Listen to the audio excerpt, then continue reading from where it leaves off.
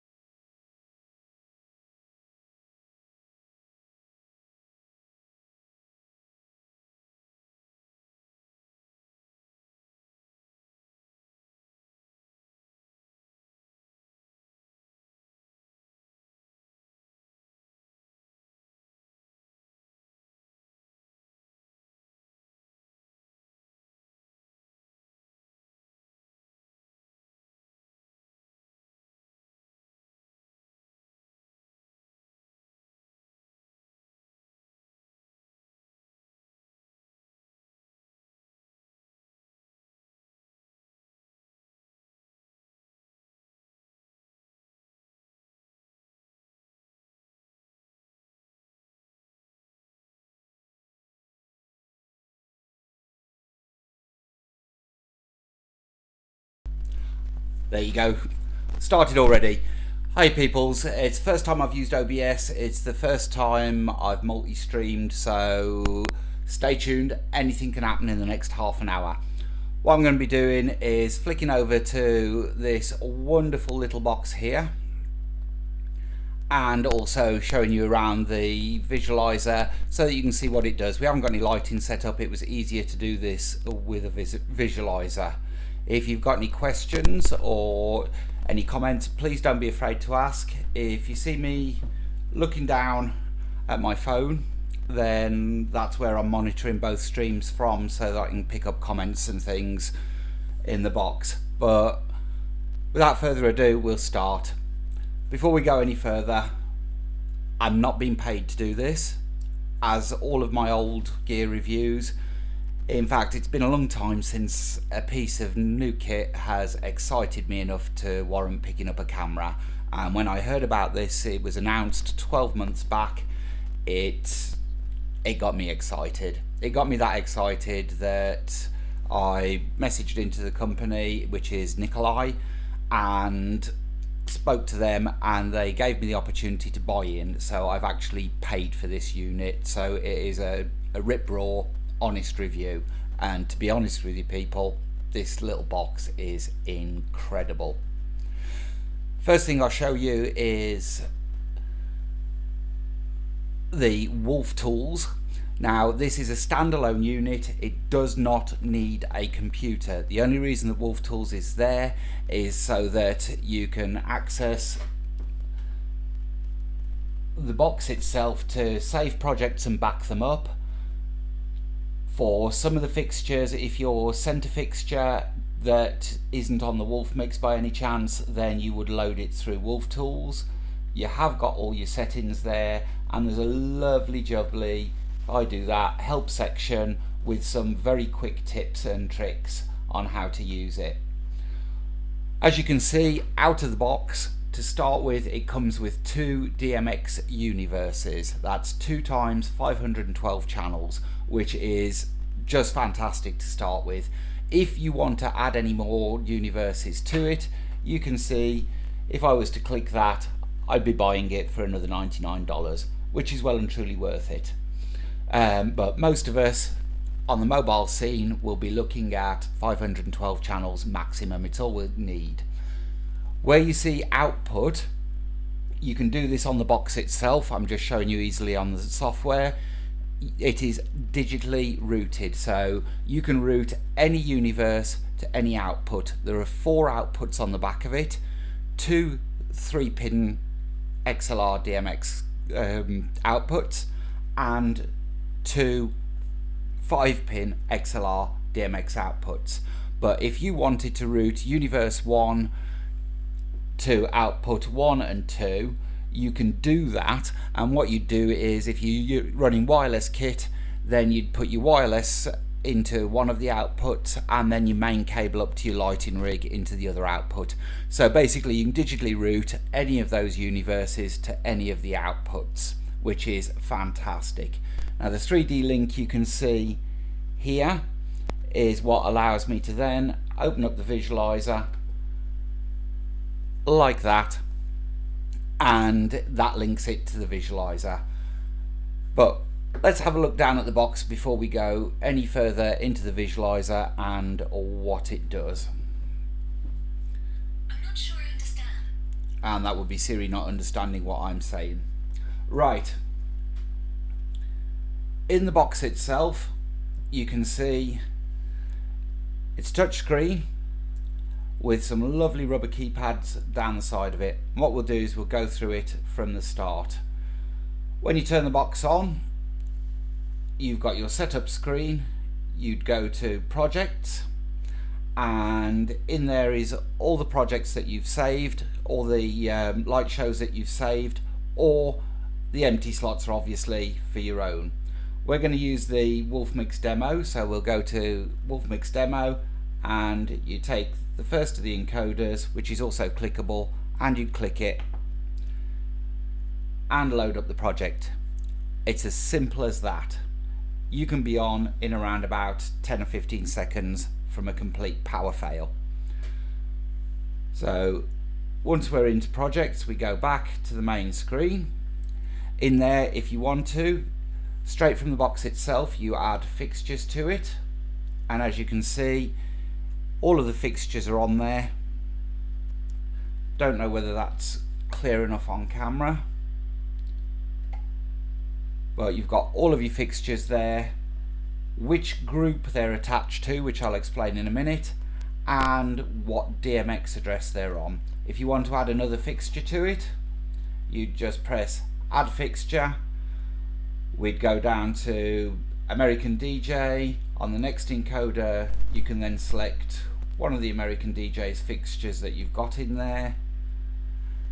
Over here it asks you the amount of how many you want to add, so you just click through, and when you click the add button at the top, it will automatically address all of those fixtures for you from the last free address.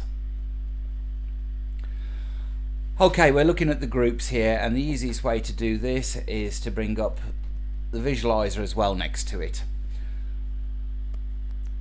what you would do is you would try and group your fixtures together so that if you've got moving heads, you'd put them into one group.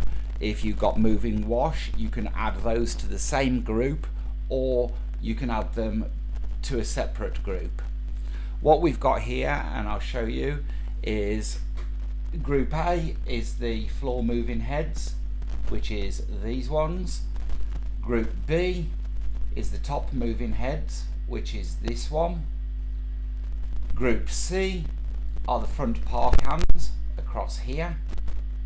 And finally the matrix, the LED matrix on the top. So the first thing you need to know is these encoders are the dimmers when you're on your main screen. So you can dim each fixture separately. The easiest one is we'll go for the front park hands, and you can see those dim down and come back.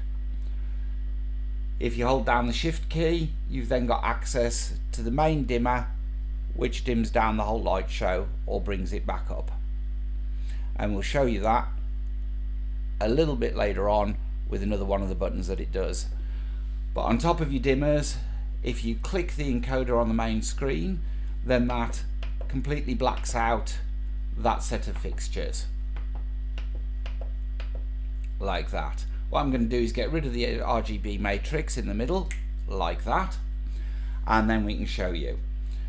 Okay, on these pads, if I turn them all off, the first set of pads that you see, which is these ones, that will send your dimmer for that group up to 100%.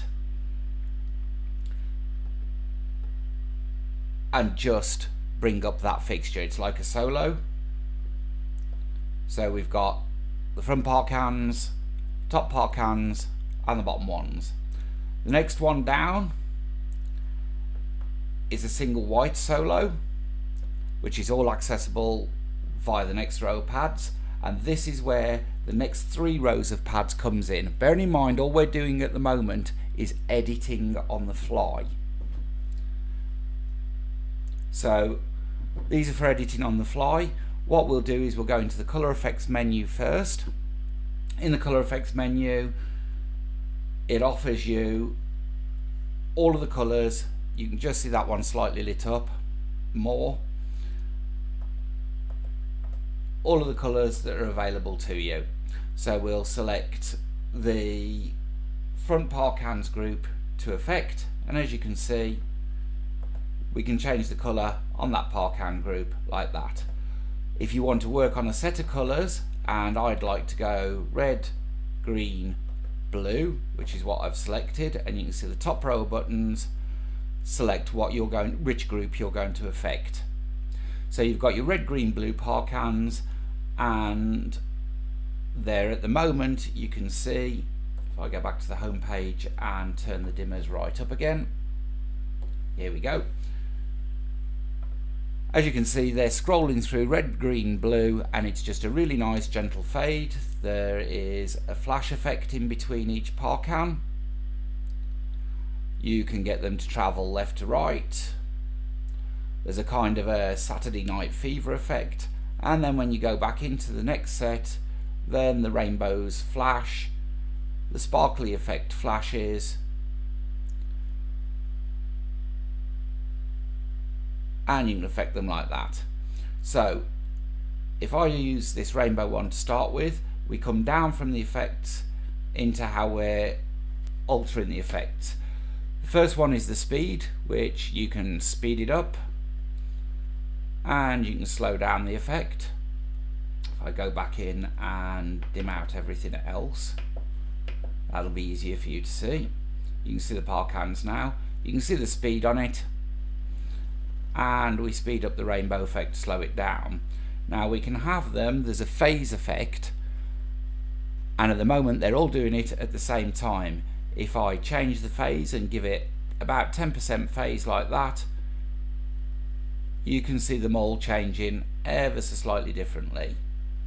And then you can fade, which this has got 100% fade, or if we turn it down, then it is just a flash effect as it changes. The next one, if I dim out the park hands and bring up the top moving heads like that, the next one we can go into is the movement effects.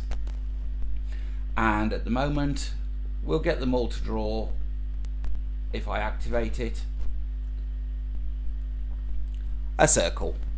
We've got all of them going up and down, all of them left and right, circle effect, a figure of 8, a cute kind of Aladdin's magic carpet, little bit of the Saturday Night Fever dance. This one's quite cute, it's sort of fanning. But if we go back to the circle, and they're all running a circle, once you've selected the effect that you want, you then come down again to the encoders. The first one is the speed, and we can slow it right down, we can speed it right up. We give it a little bit of phase, and you can see them reacting so that there's one mover reacting ever so slightly to the different speed to the other one, until we can throw them completely out of phase and we can get them all drawing cute circles like that.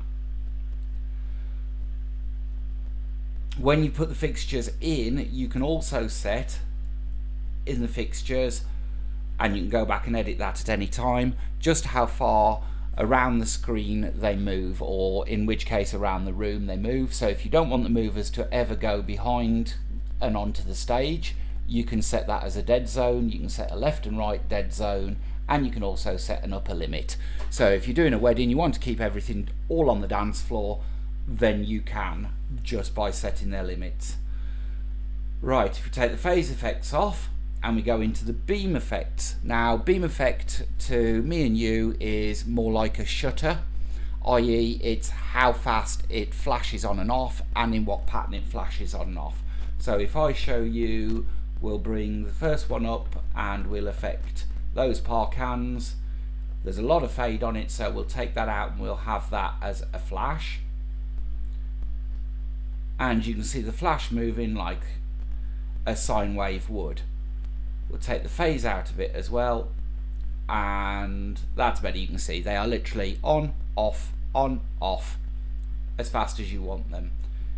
Usually I'll give this effect a little bit of phase, so that I'll run like that in a row, or you can get them to sparkle, and it's just the patterns that you take.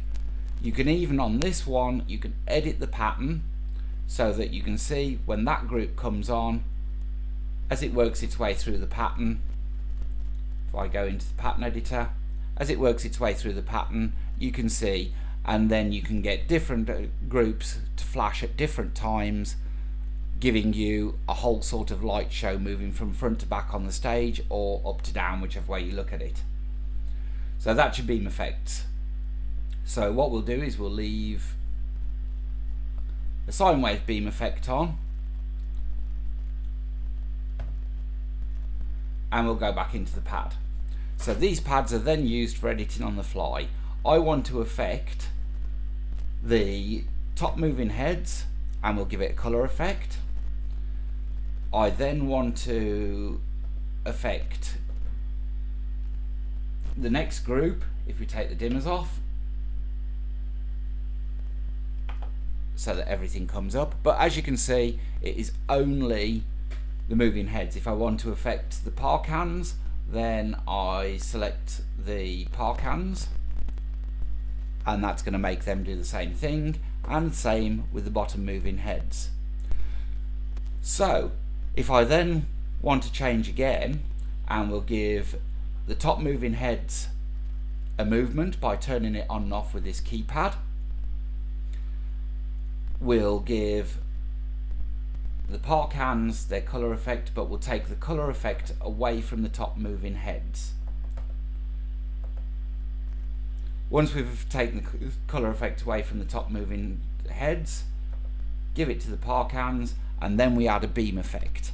If we add the beam effect, we can make them flash on and off. So far you're editing on the fly.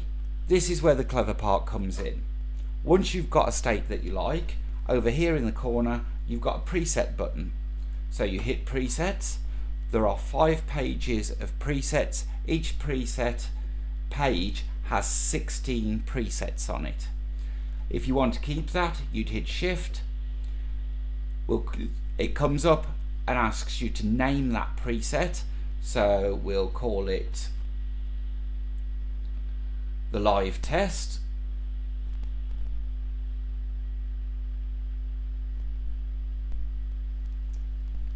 Hit the tick button and there it is as live test and it's on. Or we can go back to the original that was saved in there before.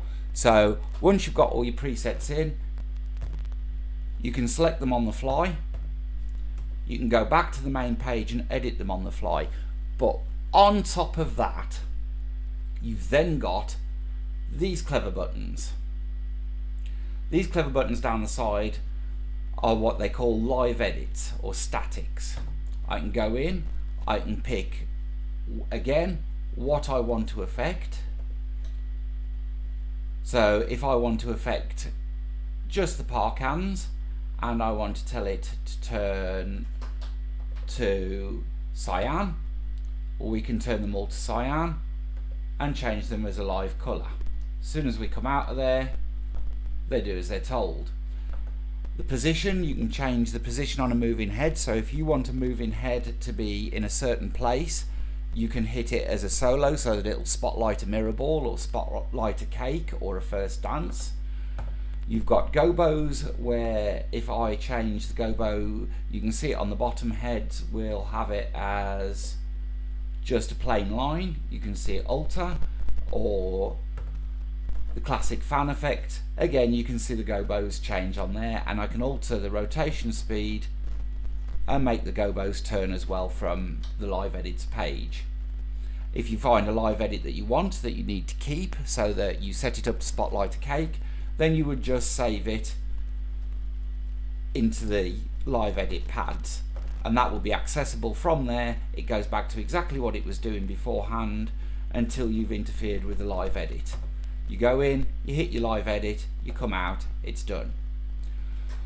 Once you've got all that and you're happy with it, you can then go into the effects, which are all down this side.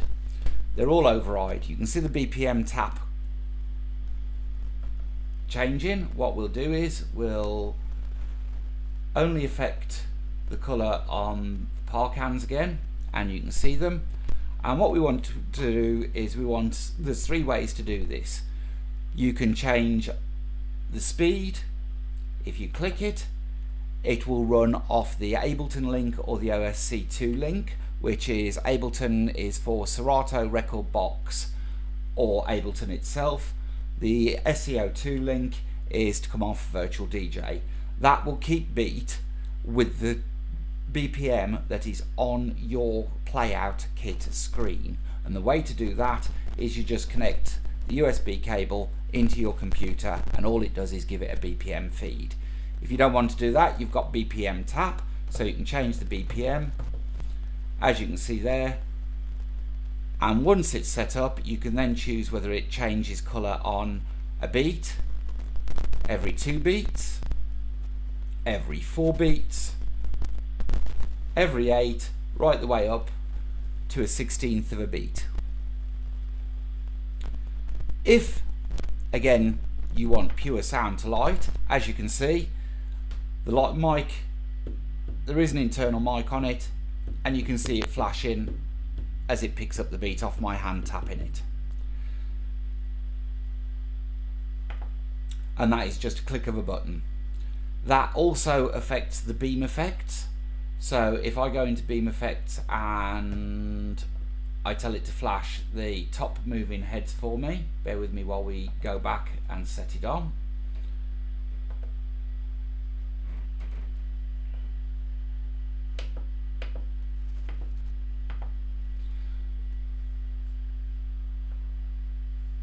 Here we go, we've got top and bottom moving heads, and that beam effect that we added to them before, you can see them flashing. What we want to do with that is we'll get that to go on the beat. and bring it into space, and you can see them flashing on the beat, every half beat, every quarter beat, every fourth beat, and every eighth beat. So basically you can control the speed by the internal clock, the internal mic, or by the link cable from your playout software.